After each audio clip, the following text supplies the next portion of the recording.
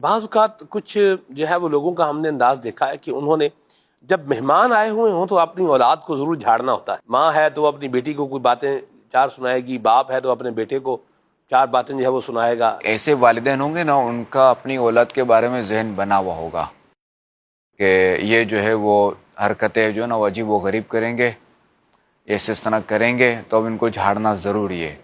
یا تو بچوں نے بچپن میں ایسی حرکتیں کی ہوئی ہوتی تو اس لیے ان کی ایک عادت ہوگی کہ یہ کرنا ضروری ہے. تو اب یہ ہے کہ چونکہ وہ بعض اوقات جو لڑکپن میں عادت ہوتے ہیں نا، ضروری نہیں ہے کہ بڑے ہو کر وہ عادت رہے، وہ بعد میں تھوڑے سیٹ ہو جاتے ہیں، تھوڑے سمجھدار ہوتے ہیں. ماشاءاللہ. تو والدین کو چاہیے کہ ایسی حرکتیں نہ کرے کہ اس سے جو نا بچے کے دل میں بغاوت ہو جاتی ہے کہ بچہ جب سب کے سامنے بے عزت ہوگا تو پھر آزمائش ہوگی. ہاں، بچے نے حرکت کوئی ایسی کی ہے کہ سامنے والے کی حق تلفی کی ہے تو اب آپ اس کو جھاڑ سکتے ہیں دوسرے کے سامنے، تاکہ اس کو بھی پتہ چلے کہ میرے ساتھ انصاف ہوا. اگرچہ وہ مہمان ہوں، میں اس گھر کا مالک نہیں ہوں، میں اس گھر کا رہنے والا نہیں ہوں، مگر یہ مجھے انصاف ملا یہاں کہ اس گھر کے بچے نے میرے ساتھ یہ سلوک کیا تو اس کے بڑوں نے اس کو سزا دی میرے سامنے. روٹین اس کو نہ بنائے، جب بھی آئے ہیں کوئی نہ کوئی روٹین نہ بنائے، کچھ لوگوں عادت کی نہ بنائے. سگنیچر ٹیون ہوتی ہے، تقیہ کلام ہوتا ہے، کوئی نہ کوئی بات یہ ہوتی ہے.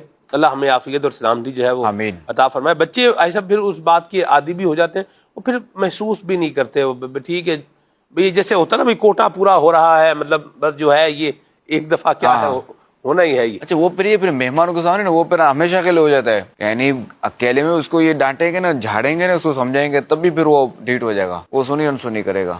شروع میں جب اس کو ڈانٹیں گے نا تو یہ بالکل سیٹ ہو جائے گا. اب بار بار اس کو جب ڈانٹیں گے نا بات بات پہ، اب یہ ڈھیٹ ہو جائے گا. بعض وقت ہوتا ہے کہ باپ جو ہے نا خود ہی غلطی نہیں سمجھے تو پتہ نہیں تو ہوا کہ خواہ جو ہے نا وہ ہوائی فائر کر دیتا ہے، تو بعد میں ہوتا ہے اچھا یوں ہوا تھا، یوں نہیں ہوا تھا. اچھا بالفرض اب اگر غلطی آپ کو پتہ بھی ہے کہ وہ اس نے یہ غلط کیا، تب بھی بچے کو بتائیں کہ تم نے یہ غلطی کی ہے، بچوں کو سمجھائیں، پہلے وارننگ دیں پھر کریں. اب بچے کو بعض وقت پتہ ہی نہیں ہوتا کہ مجھے کس بات پہ جھاڑا، وہ بچہ ہے، وہ ابھی اس کی عقل کم ہے. اگر وہ عقل مند ہوتا تو پھر بچہ نہ ہوتا نا.